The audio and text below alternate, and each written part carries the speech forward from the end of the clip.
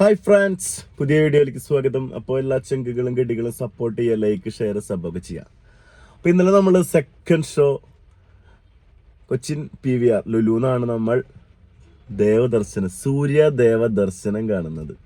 കഴിഞ്ഞ് നമ്മൾ മമ്മൂക്കേന് രജനീനി ദളപതി കാണുന്നത് എത്ര വർഷത്തിന് ശേഷം? 91 അല്ലേ? ഇപ്പോൾ 2001, 2011, 2021, 34 years, 34 വർഷത്തിന് ശേഷം അല്ലേ? എത്ര വർഷമായി ദളപതി ഇറങ്ങിയിട്ട്? കറക്റ്റ് അറിയില്ലെന്ന് നോക്ക്, എല്ലാവരും സംശയമുള്ളവരെന്ന് നോക്ക്. അപ്പോൾ ഞാൻ ആ പടം ഇതുവരെ ഞാൻ കണ്ടിട്ടുണ്ടെന്ന് വെച്ച് കഴിഞ്ഞാൽ ഞാൻ TV അവിടെ നിന്ന് കുറേ ഭാഗങ്ങളൊക്കെ ആയിട്ട് കണ്ടിട്ടുണ്ട്.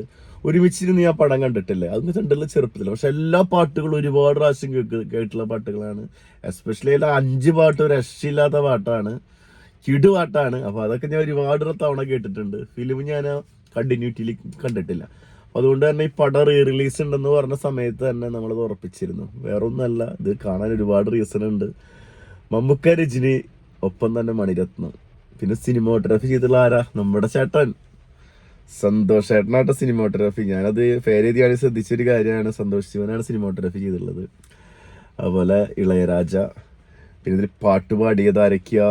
SP Subrahmanyam, Swarnalatha, KJ Yesudas, S Janaki. പിന്നെ ഇതിലെ അഭിനയിച്ചുള്ള ആളുകൾ രജനീകാന്ത്, മമ്മൂട്ടി, ശോഭന, ശ്രീവിദ്യ, അരവിന്ദസ്വാമി, അമരീഷ് പുരി, ഭാനുപ്രിയ, ദളപതി ദിനേശ്, നാഗേഷ്, ഗീത, ജയശങ്കർ, ചാരുവാസൻ, നീണ്ടക്കിട്ടി, തരുൺകുമാർ, മനോജ് KJ, നിർമ്മലമ്മ. കുട്ടിയായിട്ട് അഭിനയിച്ചിട്ടുള്ളത് എല്ലാവരും. ഇതിലെ പെർഫോമൻസുകളുണ്ടല്ലേ പടത്തെ, ഒരു രക്ഷയില്ല. ഇതിൽ കാസ്റ്റിങ് ആ റോൾ അവർ ചെയ്താലേ ശരിയാവുന്നുള്ള രീതിയിൽ. ഭാനുപ്രിയൊക്കെ കുറച്ച് സമയമുള്ളൂ. ഗീതയുടെ പെർഫോമൻസ്, ശോഭനയുടെ ഓരോ സീനുകളുണ്ട് എൻ്റെ മോനെ.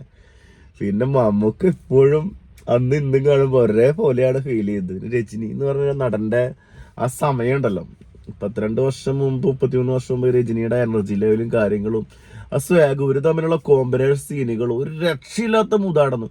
ഇപ്പൊ നമ്മൾ 87 ഇറങ്ങിയൊരു പടം ഇപ്പൊ കാണുന്ന സമയത്ത് നമുക്കറിയാം കുറെ മാറ്റങ്ങൾ വന്നു. എല്ലാ രീതിയിലും നമ്മൾ മാറി, എല്ലാം മാറി. നമ്മുടെ ജീവിത രീതി മാറി, ഡ്രസ്സിങ് രീതി മാറി, നമ്മൾ ഉപയോഗിക്കുന്ന വാഹനങ്ങൾ മുതൽ A to Z ടെക്നോളജി എല്ലാം മാറി.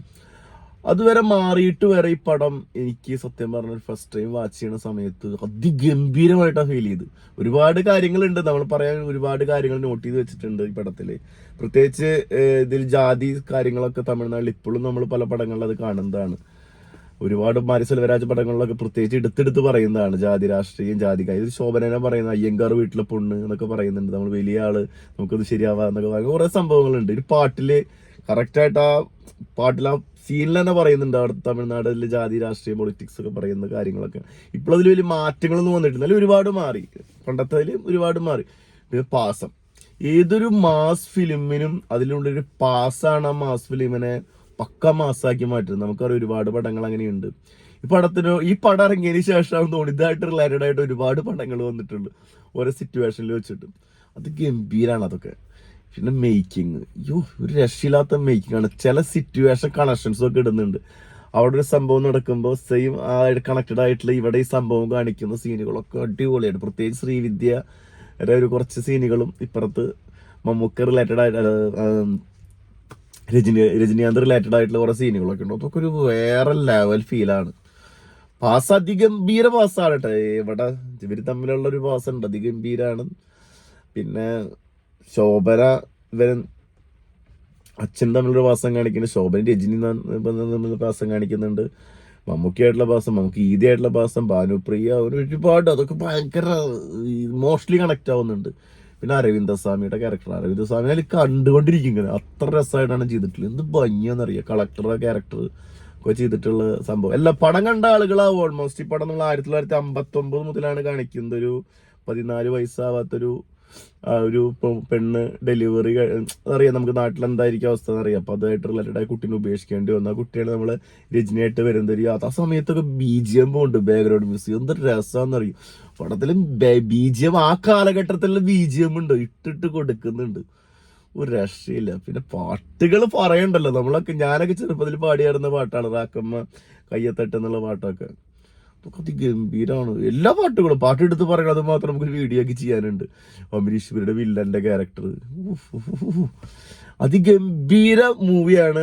എല്ലാവരും കണ്ടിട്ടുണ്ടാവും. പക്ഷെ തിയേറ്ററിൽ കാണാത്തവര് ഈ പടം പോയിട്ട് തിയേറ്ററിൽ എക്സ്പീരിയൻസ്, അല്ലെങ്കിൽ നഷ്ടമാണ്. ആസ് എ മൂവി ലവർ നിങ്ങൾക്ക് ഈ പടം തിയേറ്ററിൽ എക്സ്പീരിയൻസ് ചെയ്യാൻ ഒരു അവസരം കിട്ടിയിട്ട് കണ്ടില്ല എന്നുണ്ടെങ്കിൽ വളരെ നഷ്ടം തന്നെയാണ്. അതുപോലെയാണ് ഈ പടം. പിന്നെ ഈ പടം റീ റിലീസായിട്ട് എനിക്ക് കളർ ഗ്രേഡിങ് അങ്ങനെ വലിയതൊന്നും തോന്നിയൊന്നുമില്ല. നമ്മൾ ആ കാലഘട്ടത്തിൽ കാണുന്ന ഒരു പടം, അതിൽ ഇത്രയും ലിമിറ്റേഷൻസ് ഉണ്ട് പടത്തിലൊക്കെ.